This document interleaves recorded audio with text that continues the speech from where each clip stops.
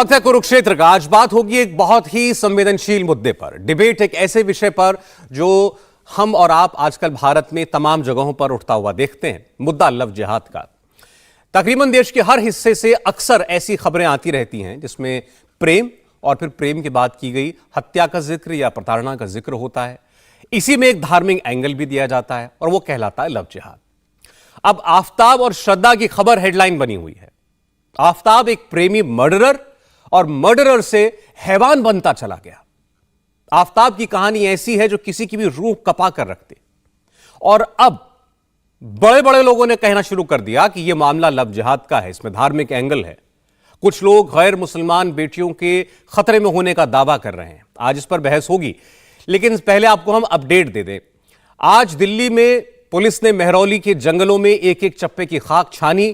कोशिश यह है कि जिस हैवान आफताब ने श्रद्धा का कत्ल करने के बाद उसके शरीर के 35 टुकड़े 19 मई से 5 जून तक दिल्ली के मेहरौली के जंगलों में फेंके, वो ढूंढे जाएं, उन्हें बरामद किया जाए। अभी तक श्रद्धा का सर नहीं मिला है। अभी तक वो चाकू, वो आरी नहीं मिली है जिससे उसके शव को काटा गया। इस हत्याकांड में कई राज छिपे हुए हैं जिनका खुलासा करने में पुलिस अभी जुटी हुई है। और अब इस घटना ने जिस टॉपिक को हवा दे दी वो है लव जिहाद। आज बीजेपी के नेता और केंद्रीय मंत्री गिरिराज सिंह ने कहा कि देश में लव जिहाद एक मिशन की तरह चल पड़ा है। पहले आपको उनकी बात सुनाते हैं। देखिए, देश का दुर्भाग्य है जब दिल्ली के अंदर कोई गैर मुस्लिम, हिंदू हो या कोई और, अगर किसी से प्रेम विवाह करता हो तो उस लड़के को टुकड़े टुकड़े में परिवर्तित कर दिया जाता है। लेकिन नाम बदल के, शोला बदल करके, भेष बदल करके, फुसला बहला करके हिंदू लड़कियों को, जो मुंबई में घटना हुई है, उस मुस्लिम लड़कों ने अपने साथ विधिवत, जैसा उसके परिजन कह रहे हैं कि उन्होंने एक तरह से लिविंग रिलेशन नहीं बल्कि वैवाहिक रिलेशन के रूप में, और जब उसके बाद उसे टुकड़े टुकड़े करके फेंक दिया, ये दुर्भाग्यपूर्ण है। इस देश के अंदर में ये एक लव जिहाद, एक तरह से मिशन चल गया है मुस्लिम का।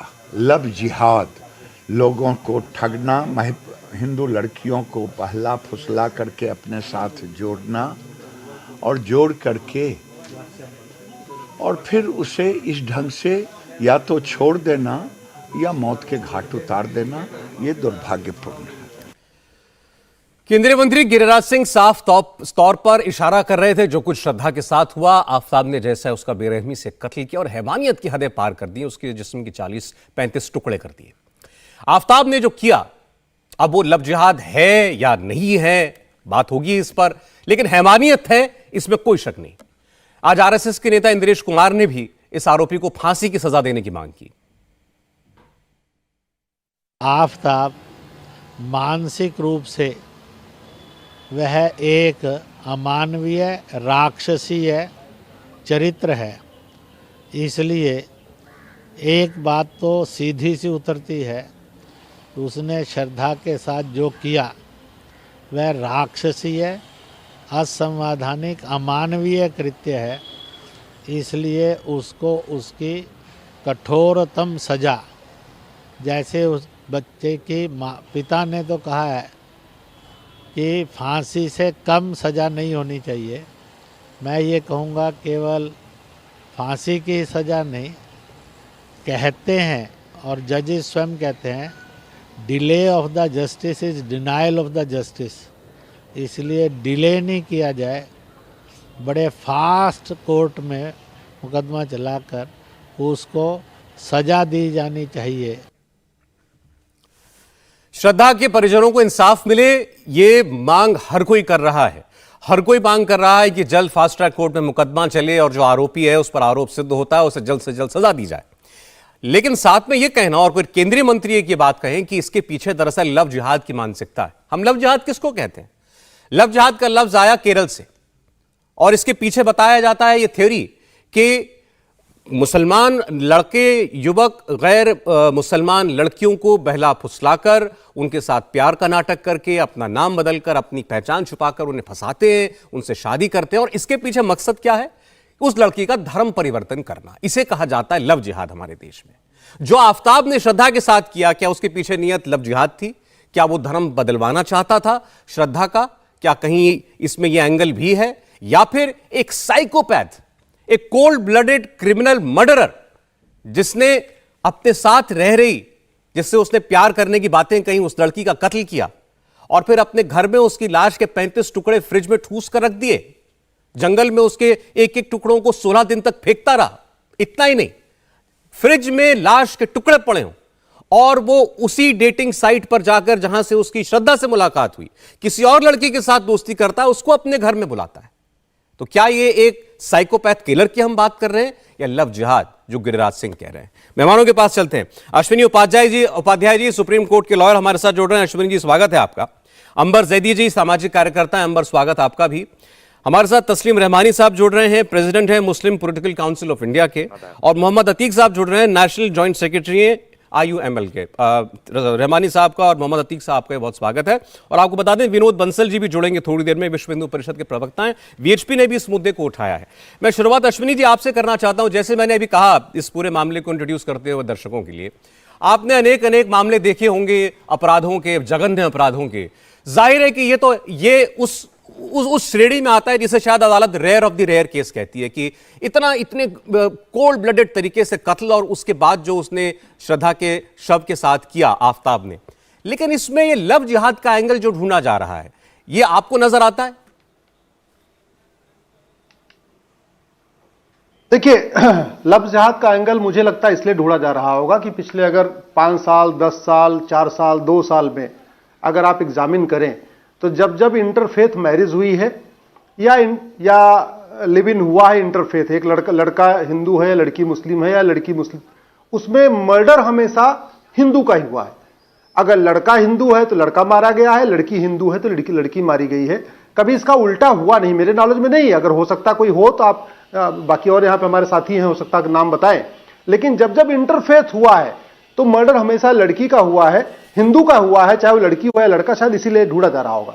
लेकिन मैं एज ए एडवोकेट आपको बताना चाहूंगा, पहली बात तो हमने ऐसा केस देखा नहीं, निर्भया का देखा था, लेकिन ये तो उससे भी बहुत ब्रूटल है। और उसकी साइकोलॉजी आप समझिए कि वो मर्डर भी करता है, घर में रहता भी है, पानी भी पीता है, फ्रिज में खोलता भी है, एक एक पीस निकालता भी है, उसके बाद दोबारा फिर से दूसरे लड़कियों से फ्रेंडशिप भी करता है, शायद उस लड़की को वापस बुलाता भी है। इसका लव जिहाद देखने के लिए बहुत आसान है। आप नार्को पॉलीग्राफ ब्रेन मैपिंग कानून बनाइए और उससे 5-10 सवाल पूछ लीजिए कि भैया ये बता, तेरे को पैसा कौन देता है, तू कहां से आया, इसके पहले कितनी लड़कियों को तू फंसा चुका है। ये सारी बातें आप नार्को पॉलीग्राफ ब्रेन मैपिंग कानून बना के ही कर सकते हैं। उसके पहले अगर आप उसका नार्को टेस्ट कर भी लेंगे तो वो कोर्ट में एडमिसिबल नहीं होगा, उसके बयान की कोई वैल्यू नहीं होगी जब तक कानून नहीं होगा। दूसरा क्या तरीका है, आप इसके अकाउंट को छानिए, इसका ATM, Paytm, Bhim, UPI, debit card, credit card सारा छान लीजिए और ये देखिए कि ये 20-25 हजार रुपए कमाने वाला बंदा ये महीने के 1 लाख रुपए खर्च कैसे कर रहा था। जो मुझे अभी खबर यह आई है कि जितने उसकी तनख्वाह थी उतना तो फ्लैट का किराया देता था। अब उतना फ्लैट का किराया देता था तो वो घर पे फूड खाना कैसे मंगाता था, अच्छे होटलों से, रेस्टोरेंट से खाना कैसे बुक करके मंगाता था, फ्लाइट से कैसे चलता था, जहां जाता था टैक्सी बुक करके कैसे चलता था। तो मुझे लगता है 2 चीजें क्लियर हो जाए कि पहली बात तो उसको फंडिंग कहां से आ रही है, दूसरा उसका नार्को पॉलीग्राफ ब्रेन मैपिंग हो जाए, क्लियर हो जाएगा कि लव जिहाद है कि नहीं है। दूसरी चीज, और फिर मैं आता हूं मेन बात पे, बड़ी सीधी सी बात है। पिछले 5-7 साल से सौरभ जी हम लोग हर महीने किसी एक मर्डर की चर्चा करते हैं और जब मर्डर होगा तो ट्विटर पे ट्रेंडिंग होगी, जस्टिस फॉर सो, जस्टिस फॉर दिए, justice for Shraddha, justice for Divya.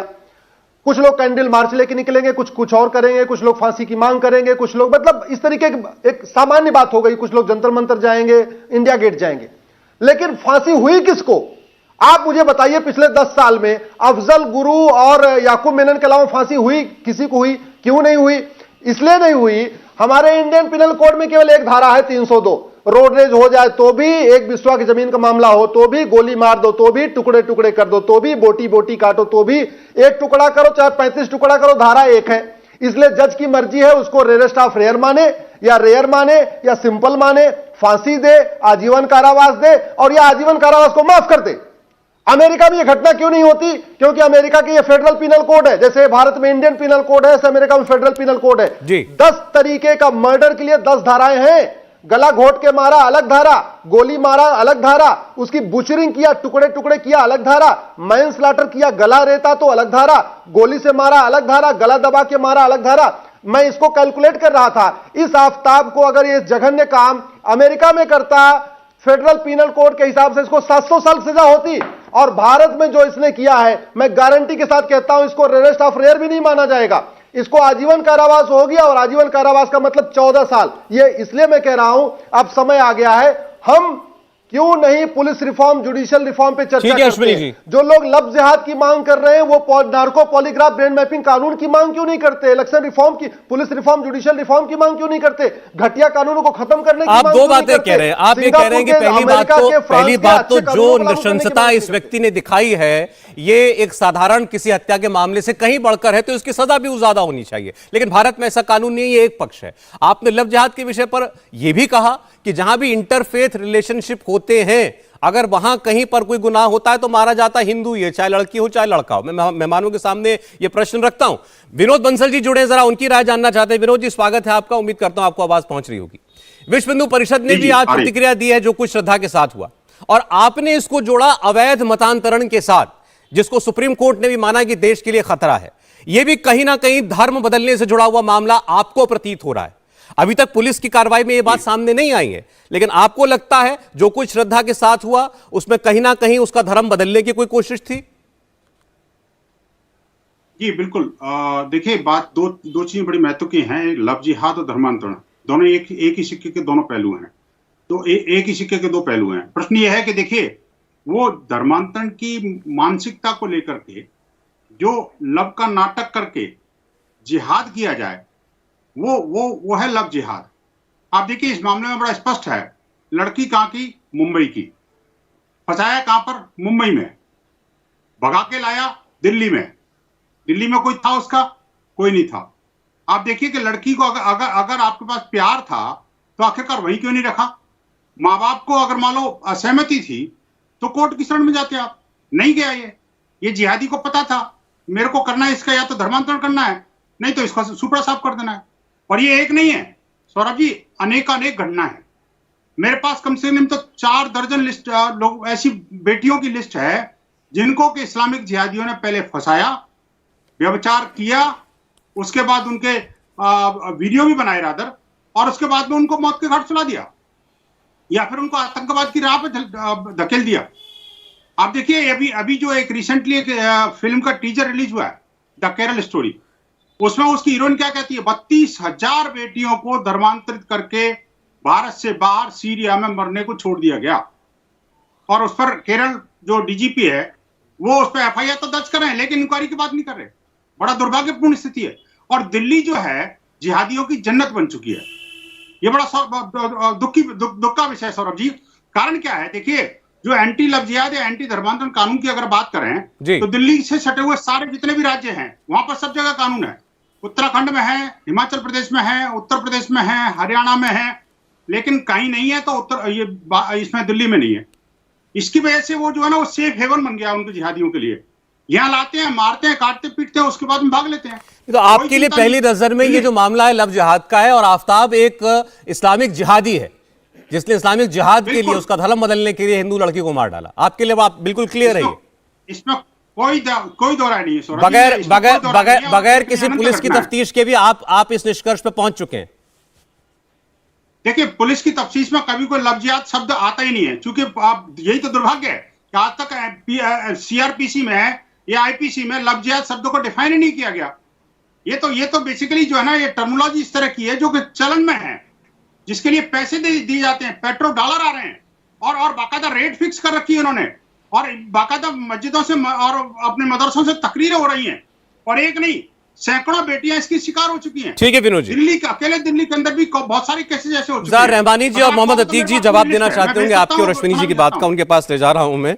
देखें, जो बात अश्विनी जी ने कही, रहमानी साहब अभी आपके सामने विनोद जी ने कही, केंद्रीय मंत्री गिरिराज सिंह खुलकर कह रहे हैं कि देश के अंदर मुस्लिमों का मिशन बन चुका है लव जिहाद। उनके शब्द हैं ये, बिल्कुल क्लियर कट, केंद्रीय मंत्री कैबिनेट मंत्री है, उन्होंने ये बयान दिया है। बीजेपी के नेता जो मुंबई में है वो कह रहे हैं इस बात की जांच हो कि क्या वो आफताब इस लड़की का धर्म बदलना चाहता था और उसने मना किया और इसलिए उसकी हत्या की गई।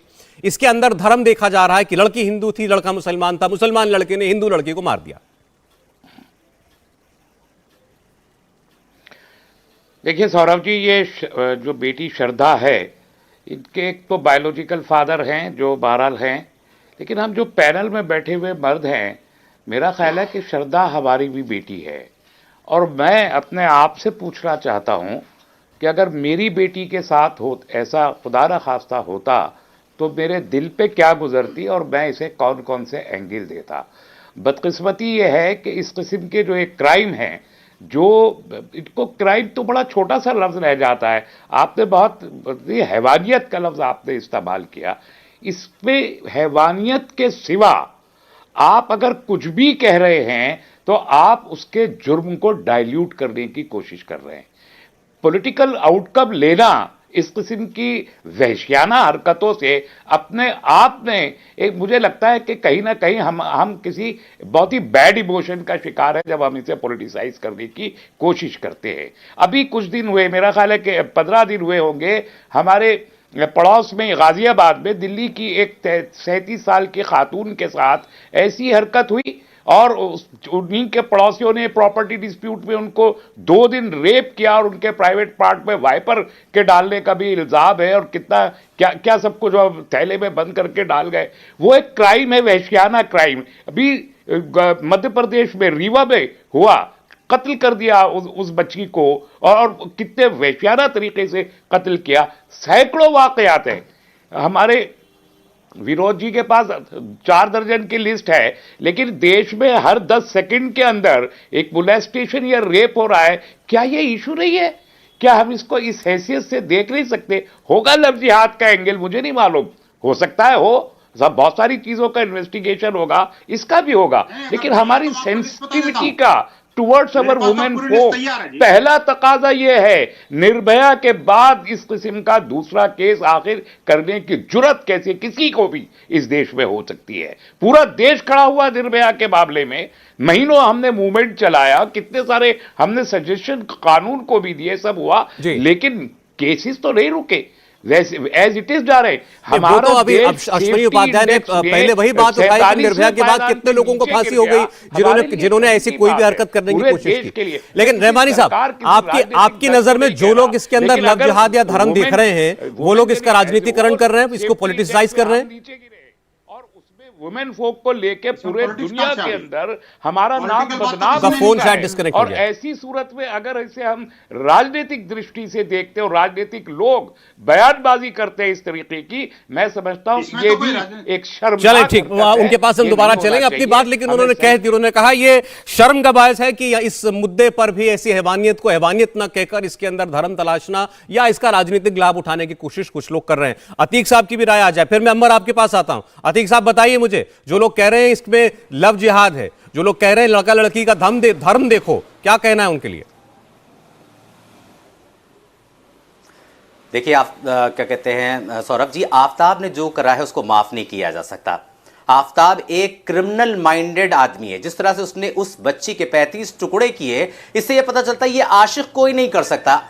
आशिकी में तो लोग खुद अपनी जान दे देते हैं, किसी की जान लेते नहीं है।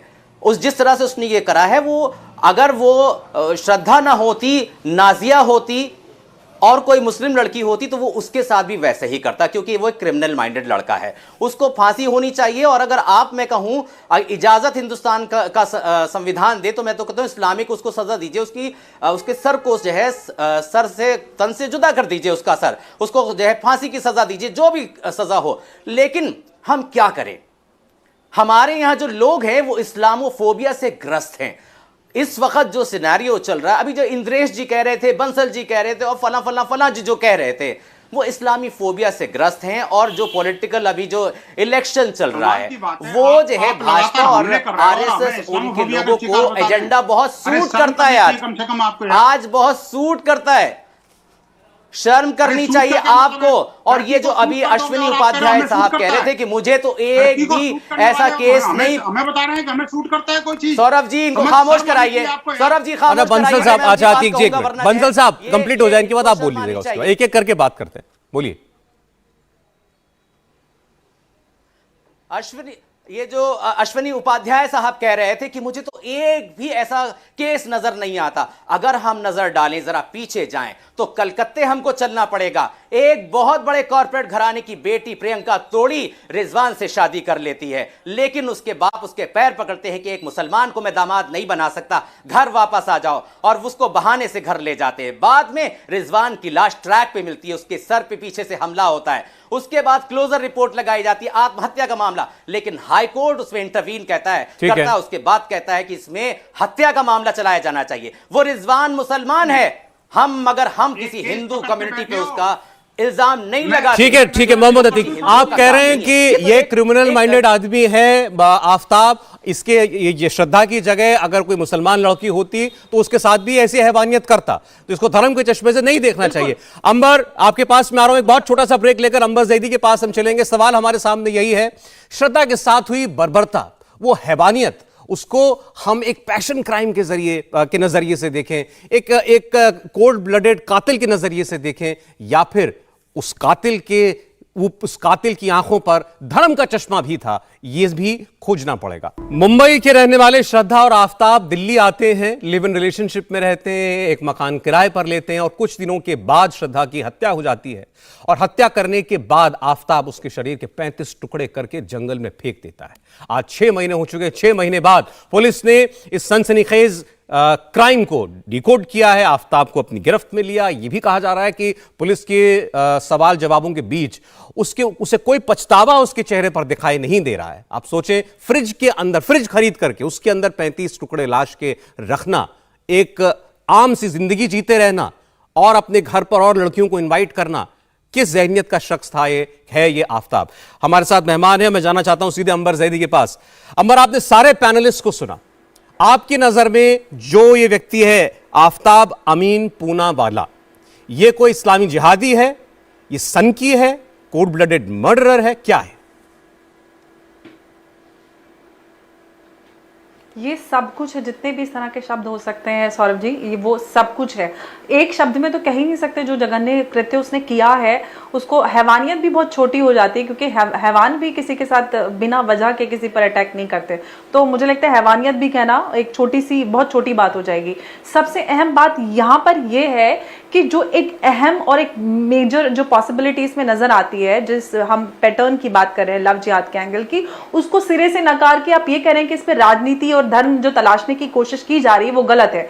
यहाँ पर इसका सवाल इसलिए उठता है क्योंकि हम केरला की, जो आपने स्टार्टिंग में बात की और विनोद जी ने भी बात की, जो जिस पे अभी फिल्म भी आ रही है, और ये आज की बात नहीं है, इस पे हजारों लड़कियां एक सेट पैटर्न के तहत उन लड़कियों को फंसाकर फुसलाकर उनका जबरन धर्म परिवर्तन किया गया है, या तो उनको मार दिया गया या फिर उनको आईसाइड में सेक्स स्लेवरी के लिए भेजा गया, और ऐसे कितने ही सारे एग्जाम्पल मिल जाएंगे। अगर आप उसको एक्सेप्ट नहीं कर सकते तो मुझे लगता है आप खुद अपने साथ बेईमानी कर रहे हैं, आप हिंदुस्तान के साथ, देश की जनता के साथ और अपने ईमान के साथ आप बेईमानी कर रहे हैं। क्योंकि अगर हमारे सामने ऐसा हो रहा है, एक तरफ आप तो कहते हैं कि अगर ऐसा कुछ हो रहा है तो हम उसकी मजम्मत करते हैं। पहली बात तो इस्लाम किसी मुशरिक से, काफिर से शादी करने का, निकाह करने की इजाजत नहीं देता। जब हराम है तो आप किसी लड़की से, हिंदू हो, क्रिश्चियन हो या किसी और धर्म की है, जब जायज ही नहीं है तो आप किस तरह से उसके साथ प्यार मोहब्बत का नाटक करते हैं। तो पहली बात तो ये कि सब लड़कियों को समझ लेना चाहिए कि इस्लाम में इजाजत नहीं है। आप जब तक धर्म परिवर्तन करके मुसलमान ना बन जाए तब तक आप किसी भी से शादी नहीं कर सकते, आपका निकाह जायज नहीं होता है। तो आप अगर जा रहे हैं तो आप इस्लाम के नजरिए से आपका जो रिश्ता है, आपकी जो रिलेशनशिप है वो नाजायज है। आप कॉन्स्टिट्यूशनली और आप खुद ही आप नहीं कर रहे, आप लिव इन में जा रहे हैं, आप अपने अधिकारों को लेकर आप पहले समझ लीजिए ना कि किस जानवर के शिकंजे में आप फंसने वाले हैं। तो लड़कियों को खुद भी अपनी सुरक्षा को लेकर सतर्क होना चाहिए। लेकिन एक जो मेजर बात यहाँ पर ये अंकिता का जो अभी जो हमारे सामने दुमका की घटना आई थी कुछ दिन पहले सौरभ, तो उसको लेकर भी यही बात लगातार कही जा रही है कि चाहे अंकिता की बात हो, श्रद्धा की बात हो, कितनी सारी अंकिता श्रद्धाएं हैं जिनके साथ ऐसा होता है, लेकिन जो मेजर एंगल है, जो एक सेट पैटर्न की बात आती है, उसको दबाने की बात की जाती है। आप कहिए ना कि वो लोग जो इस तरह की मानसिकता युवाओं में डालते हैं, उनको बढ़ावा देते हैं, उनका मुंह दबाने की बात क्यों नहीं होती? जब मैं चूंकि आप बहुत खुल के बात करें अमर, तो मैं सीधे सीधे आपसे पूछना चाहता हूं, क्या आप ये कहना चाहती हैं कि कई मामलों में, अक्सर मामलों में जहां पर इंटरफेथ रिलेशनशिप हो, वहां लड़का मुसलमान हो, लड़की हिंदू हो या किसी और धर्म की हो, तो लड़का इस सोच से उसके साथ दोस्ती करता है, इस सोच से उसके साथ रिलेशन बनाना चाहता है कि कहीं ना कहीं वो उसका धर्म देख रहा है या उसको मुसलमान बनाना चाहता है? सौरभ जी मैं बोलूं? देखिए, प्यार मोहब्बत किसी को हो भी जाए, अगर कोई सीरियसली भी लव रिलेशनशिप में है, तो उसका बाद में चल के उनका यही रहता है कि भाई आप पहले मुसलमान हो जाइए, क्योंकि ना तो वो खुद एक्सेप्ट करते हैं इस्लाम के नजरिए से, तो वो शादी जायज नहीं जब तक आप मुसलमान नहीं हो जाए। गैर मुसलमान से निकाह जायज ही नहीं है। ये बात एकदम यहाँ पे सीधी है। आप जितने भी इस्लामिक स्कॉलर्स हैं, आप सब खुद जानते हैं और हम सब जानते हैं, सब जानते हैं, बात आम है कि बिना, जब तक वो मुसलमान नहीं है तब तक निकाह नहीं हो सकता। कॉन्स्टिट्यूशनली हम किसी से भी शादी कर सकते हैं। वो ठीक है, आप जो बात करें वो तो एक फैक्चुअल बात हुई। सवाल यह है कि यहाँ पर श्रद्धा के मामले में ये बात जो उठ रही है, इसके पीछे क्या फैक्ट है? एक सवाल यहाँ पर, मैं अब आपके सवाल पे आ जाती हूँ। देखिए, इसके पीछे फैक्ट ये है कि देखिए, एक तो सबसे पहली बात तो ये कि इस तरह के लोग जो इस तरह की कोशिश करते हैं, लिव इन रिलेशनशिप में जाते हैं या इंटरफेथ मैरिजेस होती हैं, तो उनको ये लगता है कि अगर आप किसी को कन्वर्ट करते हो, उनको पढ़ाया सिखाया जाता है। वही सवाल जो मैंने स्टार्टिंग में किया, जब तक इस तरह की बातें आप रोकेंगे नहीं, यंग जो माइंड्स हैं उनको जब आप सिखाएंगे कि आपने किसी को मुसलमान किया तो आप जन्नत में जाएंगे, एक नहीं पूरा खानदान जन्नत में जाएगा, तो आप बताइए कैसे नहीं होंगी? और आपकी जिंदगी यहाँ पे तो बहुत थोड़ी है, असल जिंदगी तो मौत के बाद की है, तो कोई अभी पल भर की जिंदगी के बारे में थोड़ी सोचेगा, जो आगे की जिंदगी। ठीक है अंबर, एक बार जरा मोहम्मद अतीक साहब और रहमानी साहब आपकी बात पर रिस्पॉन्ड करते हैं। आपने कहा पहली नजर में कैसे इनकार कर सकते हैं इस बात से कि इस मौत के, इस हत्या के पीछे का मोटिव यही रहा हो, लव जिहाद रहा हो, लड़की को मुसलमान बनाना रहा हो? अतीक साहब बोले पहले। नहीं, देखिए जाहिर सी बात है, जो मैं कह रहा हूँ, अभी जैसे बंसल साहब कह रहे थे कि जो है कहीं भी लव जिहाद का जिक्र नहीं किसी धाराओं में, तो जब इसका मतलब है लव जिहाद एग्जिस्ट नहीं करती है। ये सिर्फ भगवा ग्रुप ने अपने माइंड से बना लिया मुसलमानों को सिर्फ बदनाम करने के लिए, ऐसा ये कुछ तो भी नहीं है। ये शब्द केरल के हाईकोर्ट के जज ने बोला हुआ है।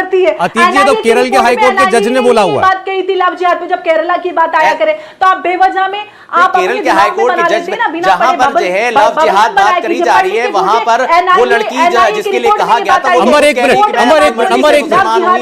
प्लीज सुन लीजिए, बोलना चाहती हूँ मैं, उसका साथ नहीं छोड़ना चाहती हूँ, वहां पर तो कुछ भी मामला ही नहीं है ऐसा। जो ये भगवा ग्रुप जो है उसने एग्जिस्ट कर रखा हुआ है मुसलमानों को बदनाम करने के लिए, ऐसा कोई भी चीज नहीं है, ऐसी कोई भी एग्जिस्टेंस नहीं है भगवा जो भगवा ग्रुप ने बना के रखी है। देखिए अतीक साहब, देखिए हम इस बात पे बहस कर सकते हैं। एक सेकंड अंबर जी, अंबर एक मिनट, अतीक जी एक मिनट, इस बात पर बहस हो सकती है कि जो श्रद्धा के साथ बर्बरता हुई, अतीक के जहन में क्या चल रहा था, क्या वो इसी लव जिहाद की सोच से प्रेरित था? इस पर तो हम बहस कर सकते हैं, ऐसा था या नहीं था। लेकिन लव जिहाद पर से देश के अंदर ऐसा कुछ हो रहा है या नहीं हो रहा है, इस बात को कहने वाली केरल की चर्च भी है, केरल के कोर्ट के जज भी हैं, तमाम और राज्यों के अंदर लव जिहाद शब्द इस्तेमाल करके कानून बनाया गया। एक बार अश्विनी उपाध्याय बोल रहे हैं, उसके बाद आता हूं। अश्विनी जी, सौरभ जी बोले। एग्जैक्टली। देखिए सौरभ जी, मैं इसमें लव जिहाद है कि नहीं है, मैं अभी वो जांच का विषय है, लेकिन मैं एक आंकड़ा देता हूं और सबसे निवेदन करता हूं, बीच में इंटरप्ट मत करिएगा। इस्लाम आया 6वीं और 7वीं शताब्दी के बीच में, मतलब 630, 635, 640 इस टाइम में आया। 7वीं शताब्दी में भारत की जनसंख्या 40 करोड़ थी। अब आप सोचिए कि जनसंख्या हमेशा बढ़ती है, लेकिन आप ध्यान से सुनिए और मैं आपके दर्शकों से कहूंगा ध्यान सुनिए। 7वीं शताब्दी में भारत की जनसंख्या 40 करोड़, 8वीं शताब्दी में कम हो गई 39 करोड़, 9वीं शताब्दी में 38 करोड़ और कम हो गई, 10वीं शताब्दी में 36 करोड़ और कम हो गई, 11वीं शताब्दी में 33 करोड़, 12वीं शताब्दी में 28 करोड़, 13वीं शताब्दी में 23 करोड़, 14वीं शताब्दी में 18 करोड़, 15वीं शताब्दी में 13 करोड़, 16वीं शताब्दी में 14 करोड़, 17वीं शताब्दी में 14 करोड़। तो यानी अब 1900 साल में जनसंख्या भारत की बढ़ी नहीं। ईसा से 200 साल पहले भारत की जनसंख्या 14 करोड़ थी और 17वीं शताब्दी में भी भारत की जनसंख्या 14 करोड़ थी। 18वीं शताब्दी में जब अंग्रेज आए हैं, अंग्रेजों के आने के बाद थोड़ी भारत की जनसंख्या बढ़ी है, तब जाके 14 से 20 करोड़ हुआ है।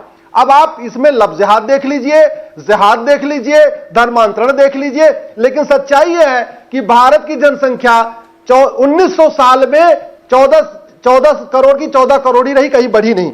मैं दूसरी बात आता हूं, कल माननीय सुप्रीम कोर्ट ने एक बहुत गंभीर टिप्पणी किया सौरभ जी, वो मेरी ही PIL है जो मैंने सुप्रीम कोर्ट में फाइल किया है। मैंने ये कहा है उत्तर प्रदेश में धर्मांतरण अपराध है, दिल्ली में नहीं है, कंप्लीट वायलेशन हो रहा है आर्टिकल 14 का। आर्टिकल 14 कहता है equality before law, equal protection of law. धर्मांतरण रोकने के लिए एक तो केंद्रीय स्तर पे कानून की जरूरत है, लेकिन केवल कानून से बात नहीं बनेगी। मैं बार बार कह रहा हूं, लफ्ज़ जिहाद केवल धर्मांतरण विरोधी कानून बनाने से नहीं रुकेगा। जब तक हवाला नहीं रुकेगा, खाड़ी देशों की हवाला की फंडिंग नहीं रुकेगी, तब तक धर्मांतरण नहीं रुकेगा। जब तक पश्चिम देशों से FCRA के जरिए जो मिशनरियों की फंडिंग आ रही है वो नहीं रुकेगा, तब तक धर्मांतरण नहीं रुकेगा। एक जो है पिटीशन पास हो चुकी है, एक रेजोल्यूशन पास हो चुका है इस्लामोफोबिया के खिलाफ। लिहाजा इस्लामोफोबिया से जो हत्याएं की जाती हैं उसके खिलाफ ये कानून बनना चाहिए और पूरे हिंदुस्तान में बनना चाहिए, क्योंकि यूनाइटेड नेशन में भी एक जो है प्रस्ताव पास हो चुका है इस्लाम का नाम ही नहीं लिया। लिहाजा इस्लाम हमने इस्लाम का नाम ही लिया, आप तो बीच में इंटर कूद गए। वो कहते नहीं चोर के दाढ़ी में तिनका, वो कहते नहीं चोर के दाढ़ी में तिनका। हमने इतनी बात में कहीं इस्लाम का नाम लिया क्या? नहीं लिया ना। लव जिहाद का मतलब क्या है? लव जिहाद को मुसलमानों से आप जोड़ेंगे, लव जिहाद को आपको मुसलमानों से जोड़ेंगे, इस्लाम से जोड़ेंगे, सारी चीजों से जोड़ेंगे। इस्लामोफोबिया के लिए भी बनना चाहिए कानून, कह दीजिए। मैंने केवल ये बताया कि भारत की जनसंख्या ईसा से 200 साल पहले भी 14 करोड़ थी और 17वीं शताब्दी में 14 करोड़ थी। यानी 1900 साल में भारत कटता रहा, बढ़ता रहा, धर्मांतरण होता रहा, हिंदू कम होता रहा। 1900 साल में भारत जनसंख्या बढ़ी नहीं। ये आंकड़े बता रहा हूं आपको, अश्वनी जी आंकड़े बता रहा हूं आपको। से आंकड़े लेकर आते हैं। अरे अच्छा दूसरा एक बार सुन लीजिए प्लीज, ऐसे नहीं सौरभ नहीं, दूसरा आंकड़ा सौरभ जी, दूसरा आंकड़ा अब आप भी मत बोलिए बीच में प्लीज। एक मिनट प्लीज, बहुत महत्वपूर्ण आंकड़ा। 15वीं शताब्दी में बाबर आया, बाबर सैनिक के लेके आया था। न बाबर अपनी बीबी को ले आया, न बाबर के 20,000 सैनिक अपनी बीबी लेके आए थे। तो यानी उस समय भारत में टोटल मुस्लिम कितने थे? 25,000। और इस समय यानी 500 साल के बाद भारत, पाकिस्तान और बांग्लादेश की मुस्लिम पॉपुलेशन है 60 करोड़। तो यानी 25,000 सैनिकों से 60 करोड़ मुस्लिम तैयार हो गए। ऐसे कहीं हो सकता है क्या? और भारत की जनसंख्या कितनी बढ़ी? पहले 13 करोड़ थी, बाद में 120 करोड़ अच्छा, हो गई। ये बताइए अश्विनी जी, आपने कहा कि सुप्रीम कोर्ट ने कल जो टिप्पणी की है कि अवैध धर्मांतरण देश के लिए खतरा है, आपकी पिटीशन थी वो, ठीक बात है, आपकी पिटीशन थी। क्या उसमें आपने जिक्र किया है कि अवैध धर्मांतरण कौन करवा रहा है? क्या लव जिहाद से धर्मांतरण हो रहा है, पैसा दे करके हो रहा है, धमका करके हो रहा है, कैसे हो रहा है? बिल्कुल मैंने इसका जिक्र किया है। विदेशी फंडिंग आ रही है, खाड़ी देशों से हवाला के जरिए आ रही है, पश्चिम देशों से FCRA के जरिए आ रही है। यहां पे जिहादी ग्रुप हैं, यहां पे मिशनरी ग्रुप हैं। और मैंने इतना भी बताया है कि लद्दाख में हिंदू केवल 1% बचा है, लक्षद्वीप में हिंदू केवल 2% बचा है, कश्मीर में हिंदू केवल 2% बचा है, मिजोरम में हिंदू केवल 2% बचा है, नागालैंड में केवल 8% बचा है, मेघालय में केवल 11% बचा है। मैंने राज्यवार आंकड़े दिए हैं, मैंने डिस्ट्रिक्ट वाइज कहा है कि 200 जिलों में हिंदुओं के साथ बहुत तेजी के साथ धर्मांतरण हो रहा है, 200 जिलों से हिंदुओं का पलायन हो रहा है, राष्ट्र के लिए खतरा है। इसलिए माननीय सुप्रीम कोर्ट ने कहा कि केंद्र सरकार इसमें शांत क्यों है, केंद्र सरकार को स्टेप इन करना चाहिए, केंद्र सरकार को इंटरफेयर करना चाहिए। और उसमें मैंने यह भी कहा है केवल धर्मांतरण नियंत्रण कानून से धर्मांतरण नहीं रुकेगा, जब तक इनकी फंडिंग नहीं बंद होगी तब तक धर्मांतरण रोक। और आप ये मानने के लिए तैयार हैं कि अवैध धर्मांतरण या जबरन धर्मांतरण का जो खतरा देश पर है, उसी खतरे का नतीजा है या हुआ हो जो कुछ श्रद्धा के साथ हुआ है? तस्लीम रहमानी साहब के पास जाना चाहते हैं। तस्लीम साहब, बहुत चर्चा हुई इस बात पर, अब सुप्रीम कोर्ट की टिप्पणी का भी जिक्र हो गया। सुप्रीम कोर्ट ने कहा अवैध धर्मांतरण देश के लिए खतरा है। और ये व्यक्ति, आपने भी कहा लव जिहाद इसके दिमाग में था या नहीं था, ये तो कोई जांच करेगा तो पता चलेगा, लेकिन इसकी संभावना से इनकार पहली नजर में ना किया जाए, ऐसा कुछ पैनलिस्ट ने कहा। देखिए, मुझे अफसोस है सौरभ जी के हम श्रद्धा और उसकी फैमिली के आंसू पोंछने की बजाय एक धार्मिक किस्म की यहाँ पर एक बहस करने की कोशिश और उसको ट्विस्ट देने की कोशिश कर रहे हैं। नहीं, आप रेप पहुंचने एंड के लिए आप मर्डर वहीं और जाइए ना, फिर आप इनके बाद विनोद जी आप बोलिएगा, है, बस ये एक बार हमारा कंप्लीट एक करें इनके बाद सोशल- आप। हमारा मेरा तो नंबर आ ही नहीं रहा। हमारे मैं तो इनको देश का बताया एक कि भाई आंसू सोशल पहुंचने की इशू जगह है, ये बहुत बड़ा इस तरह इशू की है, डिबेट बहुत नहीं है। सीरियस है। कम से कम और जमीयत उलेमा बहुत हिंद को इतने बताओ सीरियस इशू वो को कानूनी अगर हम लड़ाई न करें डेविएट इसके करना लिए। चाहते हैं तो फिर मुझे मजबूरन ये कहना पड़ेगा कि जो लोग बलात्कार नहीं, को आप तो संस्कार कानूनी मानते लड़ाई हों नहीं लड़ेंगे, उन आप लोगों बताइए से जरा। बहस हमें नहीं कि करनी जमीयत चाहिए। उलेमा हिंद वलीउल्लाह जो के लिए बलात्कार फतवा को इस तरह से संस्कार आफ्ताब मानते खड़ा हों हुआ है, वो प्रॉमिस डेविएट करिए जरा। करेंगे इन चीजों को, और उन लोगों से बहस करना फजूल है। जो आंकड़े दिए जा रहे हैं, क्यों दिए जा रहे हैं, किस ये तो विषय नहीं है आज का। हाँ, जो आंकड़े क्यों आंकड़े दिए दे जा रहे रहे हैं हैं? अश्वनी जी, क्योंकि और कड़ाई बिल्कुल खोल रही है अनरियलिस्टिक आंकड़े दे रहे हैं। यानी 300 साल आंखों में से 300 साल में कड़ाई खोल जनसंख्या रही है जो आपकी, 150 करोड़ हो इसलिए। गई, और आप कह रहे हैं कि 1900 साल में 14 करोड़ रही। How unrealistic you are. ठीक है। जरा सोच के देखिए। ये आप पूरे के रहमान जी, पूरे समय जा रहा है। विषय को विनोद जी जवाब देना धार्मिक चाहते हैं बना आपकी के बात का, विनोद जी। इस्लामोफोबिया की बहस करना चाहते उन्होंने हैं। कहा परिवार के ऊपर क्या बीत रही है ये सोचें और हम किस बहस में पड़े। विनोद बंसल जी।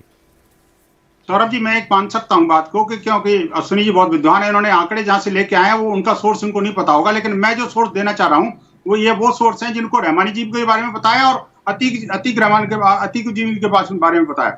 आप देखिए कि जो आंकड़े हैं विकिपीडिया पे बंसल जी, मेरा सोर्स सुनिए, विकिपीडिया पे। ठीक है अश्वनी जी, एक बार जरा कंप्लीट कर ले, समय ज्यादा नहीं रह गया। आप विनोद विकिपीडिया का जी। क्या अश्विनी सोर्स है? अश्विनी, अश्विनी जी, नहीं, विकिपीडिया सुनो। का भी तो कोई सोर्स होगा। विनोद जी आप बोले, आपने कंप्लीट करे, आपकी आवाज आ रही है। मैं अपनी बात सबसे कर रहा हूं कि ज्यादा देखिए विनोद जी की आवाज है। लखनऊ के अरे आंकड़े सुनिए जरा। विकिपीडिया के आंकड़े लखनऊ कल के मैं बदल नदीम ने दूंगा। सीमा सोनी को सिर्फ विनोद जी की आवाज आए। कली रजवान ने हिना तलरेजा को क्यों मारा? कोटा के रिजवान ने अंतिमा को क्यों मारा? दिल्ली के अशरफ ने खुशी परियार को क्यों मारा? मेरठ के साकिब ने एकता देशवाल को क्यों मारा? दिल्ली की लाइक खान ने नीतू को क्यों मारा? मेरठ के शमशाद ने प्रिया और चंचल दोनों माँ बेटियों को क्यों मारा? जी। उनको तो मार करके काट करके बेडरूम के अंदर बेड के अंदर गाड़ दिया था। मुंबई के मुजम्मिल ने मानसी दीक्षित को क्यों मारा? रहमान को क्यों मारा गया? ठीक है विनोद जी। क्यों नहीं? क्यों उसके चले मामले मेरे पास में समय इतना ही था। मामला बहुत संवेदनशील भी है और जिस तरीके से हत्या की गई है श्रद्धा की, और उसके बाद जो हैवानियत की आफ्ताब ने, जो बात शुरुआत में अभी अश्वनी जी कह रहे थे, नार्को टेस्ट कराया जाए, पॉलीग्राफ टेस्ट कराया जाए, जो भी कानून के पास हथियार इख्तियार हैं वो इस्तेमाल किए जाएं और जाना जाए कि आखिर इस दरिंदे हैवानियत के भरे इस शख्स के मन में चल क्या रहा था। बहुत धन्यवाद लेकिन आप लोगों का जुड़ने के लिए हमारे साथ। इंडिया टीवी हर वक्त हर जगह डाउनलोड करने के लिए सर्च करें India TV news Google play store या ऐप स्टोर पर।